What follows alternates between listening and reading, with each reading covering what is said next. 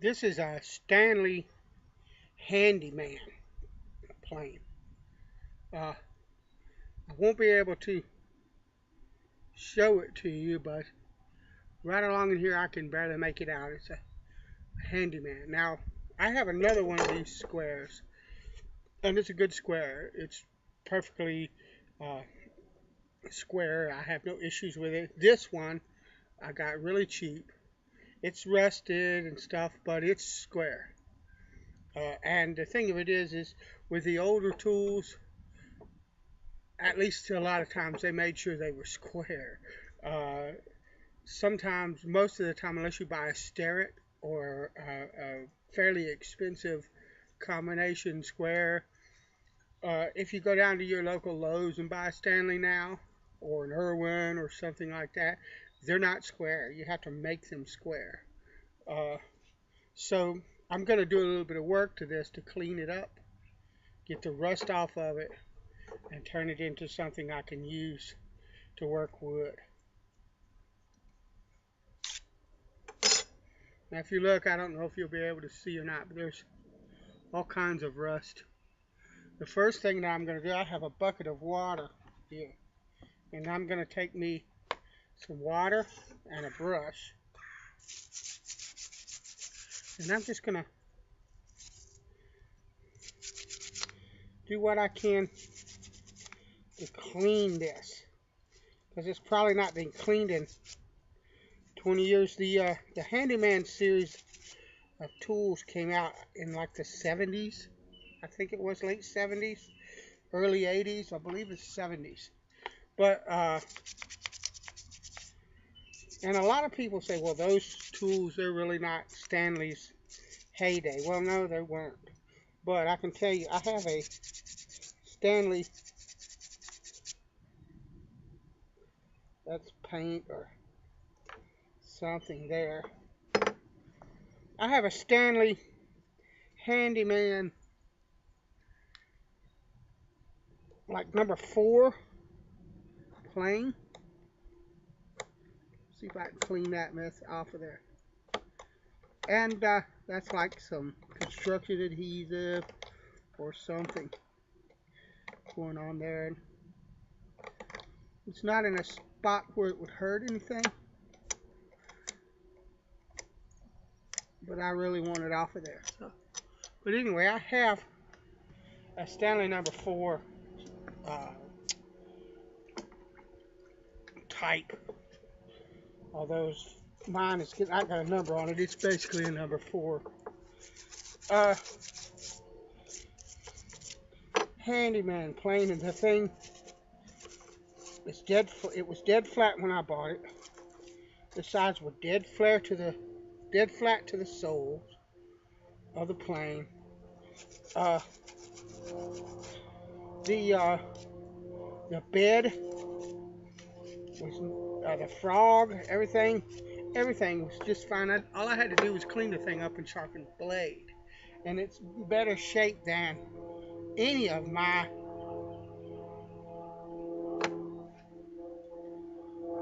older Stanleys. I had to do a boatload of work. Now what I'm going to do, I've got me some WD-40 here, and I don't want this all over my bench, so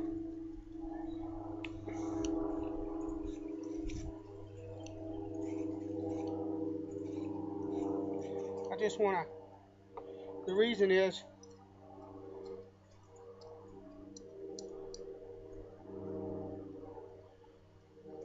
that I've had all that water in there, and I want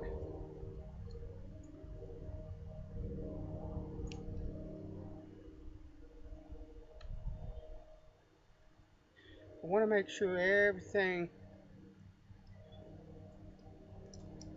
is going to function really well. And I'm going to sit this over here, and I'm going to look at this. Let me drop her back down again. If you look, I don't know if you can see or not, there's some rust in that slot there. Well, I don't want that there. Uh, but I can't really take sandpaper or anything along here, or I'll mess that up. And then the tool won't be square again. So I'm going to hit it with some WD-40, and I'm going to take some steel wool, try to get down in there.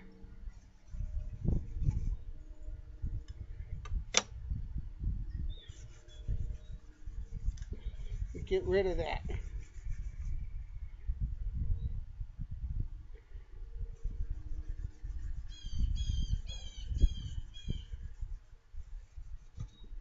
I don't want that stuff. I don't want all that rust in my tool. And I'm just going to clean this.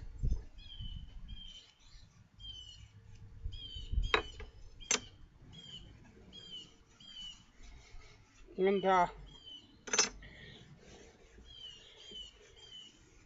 get it as clean as I possibly can.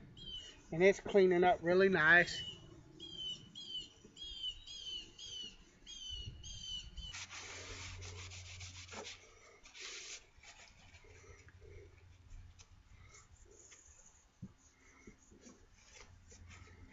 Beautiful. I'm going to hit it with some WD-40 again. And I'm just cleaning it as best as I can.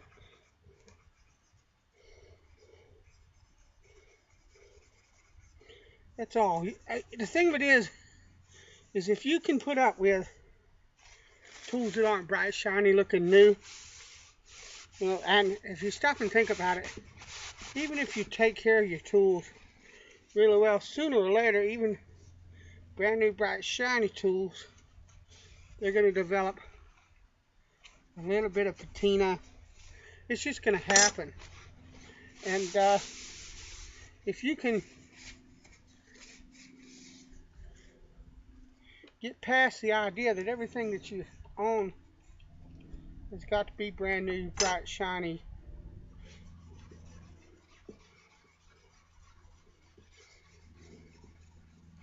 then you can find some good deals.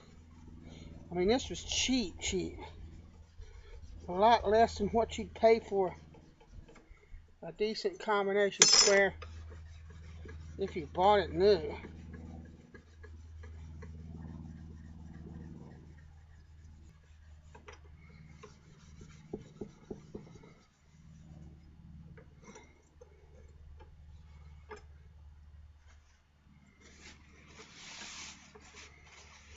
Is it perfect? No. It doesn't have to be. It has to function properly. Now, I don't know if you can see them, but the graduations on this,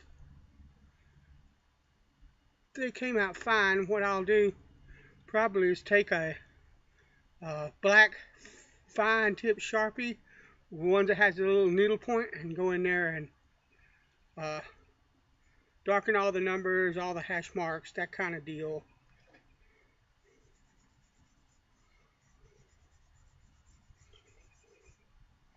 Just so they'll be even easier to see. And what I want to do now, back to this, let it set a bit, hit it again with some WD-40, and I want to get in here. Now, what I could do, I could come back in here with some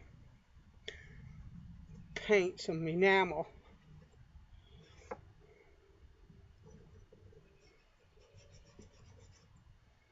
and hit this with some enamel and make it look pretty, you know. But to me, that's not something that matters. If it matters to you, you could certainly do it.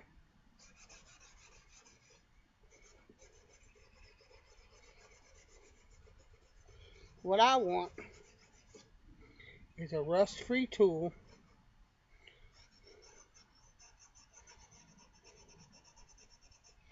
that functions properly.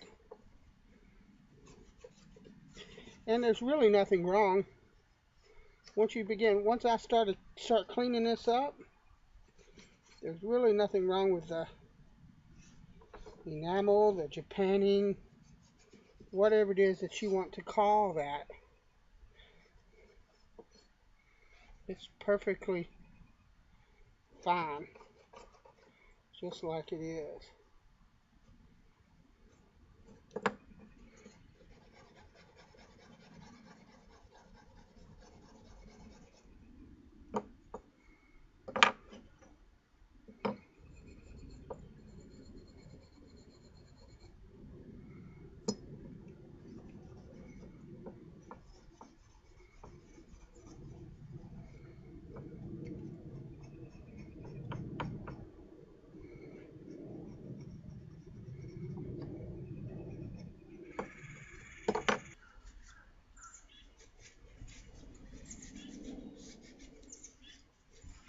And the WD-40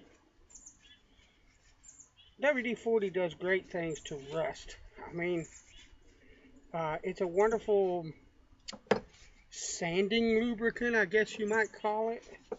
But it is not really a lubricant. WD-40 is the WD in WD-40, from what I have gathered, is the WD stands for water displacement, and that's water displacement formula number 40, because uh, that's the one that they settled on. But I mean,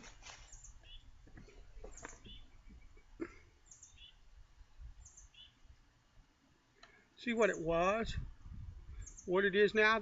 That didn't take me very much time at all.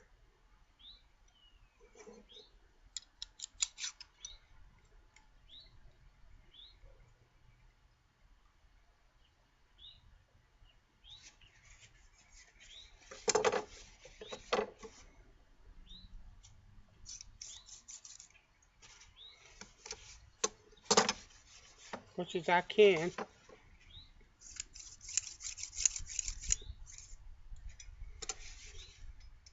And there we are.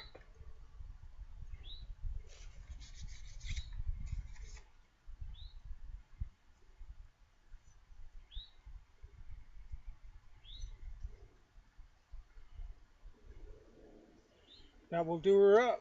Alright, that's it. Simple, easy, just a few minutes worth of work. And that square will last me my whole life. As long as I live as a woodworker, this square will work and last me. Alright, God bless you. I'll talk to you later.